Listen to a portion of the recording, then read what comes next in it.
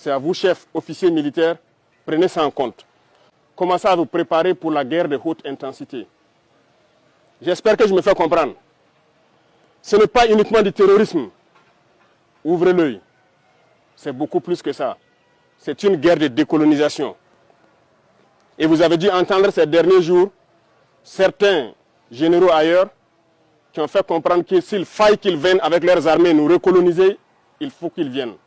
Eh bien, préparez-vous à la guerre de haute intensité.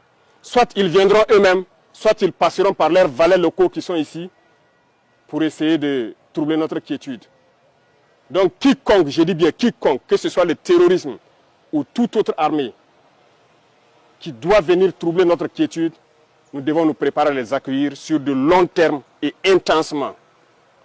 Voilà pourquoi je vous dis, préparez-vous à la guerre de haute intensité. Et nous allons suivre ces entraînements-là. Nous passerons à d'autres groupements pour intensifier les opérations et essayer de pacifier. Ce sont des étapes. Et ce terrorisme sera vaincu.